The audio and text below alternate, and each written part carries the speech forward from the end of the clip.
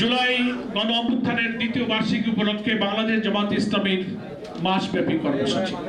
Copy দেওয়া হবে, আমাদের কাছে কপি আছে। আপনারা এর আগে শুনেছেন যে 11 দলও কর্মসূচি দিয়েছে। জামাত 11 দলের অন্যতম শরিক হওয়ার কারণে আমরা 11 দলের সব কর্মসূচিও সফলতার সাথে বাস্তবায়ন করব এবং ইনশাআল্লাহ অংশগ্রহণ করব। আজকে 30শে জুন আমরা এই আলোচনা সভা এবং সংবাদ সম্মেলনে কর্মসূচি ঘোষণা এবং জুলাই অভ্যুত্থানের দ্বিতীয় বার্ষিকীর উদ্বোধনের আমরা ঘোষণা করলাম। আগামী 2 তারিখ থেকে 9ই জুলাই রাজধানী ঢাকায় জুলাই শহীদ, আহত ও পঙ্গু পরিবারের সঙ্গে মত বিনিময়, জুলাই স্মৃতি বিজড়িত স্থানগুলোতে স্মৃতিচারণ, আলোচনা, দোয়া, এগুলো 1 সপ্তাহ ধরে চলবে 2 তারিখ থেকে 9 তারিখ। নেক্সট 16ই জুলাই, জুলাই আন্দোলনের এই সময় আন্দোলন উত্তাল রূপ ধারণ করেছিল। জুলাই শহীদ দিবস হিসেবে আমরা এই দিবসকে নাম দিয়েছি এবং এই দিবস উপলক্ষে ঢাকা মহানগরী উত্তরে এবং দক্ষিণে পৃথকভাবে আলোচনা সভা হবে এবং সারা বাংলাদেশে সকল জেলায়, সকল মহানগরীতে এই 16ই জুলাই আলোচনা সভা, দোয়া এবং শহীদদের কবর জিয়ারত আমরা এই দিন করব। 18 থেকে 31শে জুলাই এটা সারা দেশে, আমরা 2 থেকে 9 করেছি রাজধানীতে। 18 থেকে 31শে জুলাই সারা দেশে জুলাই শহীদ, আহত ও পঙ্গু পরিবারের সঙ্গে মত বিনিময়, জুলাই স্মৃতি বিজড়িত স্থানগুলোতে স্মৃতিচারণ, আলোচনা, দোয়া, কবর জিয়ারত, এটা সারা বাংলাদেশে হবে। অর্থাৎ 2 থেকে 9 হচ্ছে ঢাকায় এই স্মৃতিচারণ, আর 18 থেকে 31 হবে সারা বাংলাদেশে।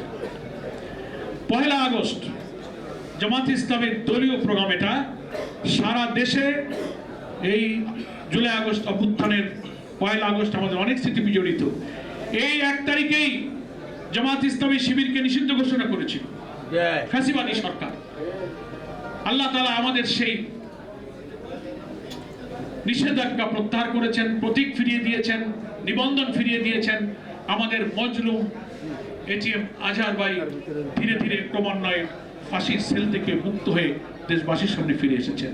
তার শুকরিয়া, সেই চেতনা এবং পার্লামেন্টে এমপি হিসেবে তিনি ভূমিকা পালন করছেন, আমাদের সংগঠনের একজন সিনিয়র নায়েবে আমিন। সেই দিনকে স্মরণে রাখার জন্য 1 আগস্ট ফ্যাসিবাদের বিরুদ্ধে আমাদের এই ঐতিহাসিক বিজয়কে স্মরণ করে সকল মহানগরী, জেলা, উপজেলায় ব্যাপক ভিত্তিক গণমিছিল ইনশাআল্লাহ অনুষ্ঠিত হবে। আগস্টের 2 থেকে 4 তারিখ শ্রমিক সংগঠন যে আছে তারা তাদের নিজস্ব দিনক্ষণ ঠিক করে 4-5 দিনে তারা কর্মসূচি পালন করবে। 5 আগস্ট ঐতিহাসিক জুলাই গণ অভ্যুত্থান দিবস, এই উপলক্ষে 11 দল রাজধানী সহ সারা দেশে মহানগরী, জেলা, উপজেলার সমাবেশ ও মিছিল করবে। সেই কর্মসূচির প্রতি জামাত ইসলামীর সমর্থন থাকবে, অংশগ্রহণ থাকবে।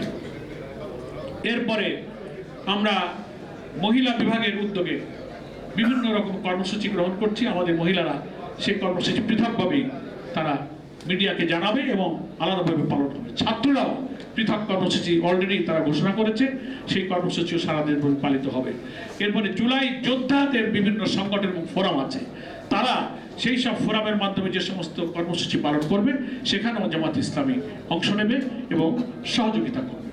আমাদের এই 36 দিনের মাসব্যাপী কর্মসূচির প্রধান দাবি হবে গণভোটের গণরায়, জুলাই সনদে বাস্তবায়ন করে সংবিধান সংস্কার পরিষদের অধিবেশন আহ্বান করতে হবে এবং সংশোধন করে সংবিধানের তফসিলে এই অংশটাকে অন্তর্ভুক্ত করতে হবে। নেক্সট, জুলাইয়ের খুনিদের এবং মানবতা বিরোধী অপরাধীদের বিচারকে ত্বরান্বিত করতে হবে। নেক্সট, শহীদ ওসমান বিন হাদি নির্বাচনের তফসিল যেদিন ঘোষণা হয়েছে তার পরের দিন প্রকাশ্য দিনের বেলায় ভারতীয় আধিপত্যবাদ বিরোধী ইসলামী জনতার এই তরুণ কিংবদন্তির প্রতি ওসমান হানিকে নিষ্ঠুরভাবে গুলিবিদ্ধ করা হয়েছে। প্রায় সপ্তাহখানেক দেশে বিদেশে মুমূর্ষু অবস্থায় চিকিৎসা শেষে মৃত্যুবরণ করেছে। আমরা দোয়া করি আল্লাহ তাআলা শহীদ ওসমান হাদির শাহাদাতকে মঞ্জুর করুন। আমরা এই সব মৌলিক দাবি আর জনদুর্ভোগ, দুঃখ কষ্ট, দ্রব্যমূল্য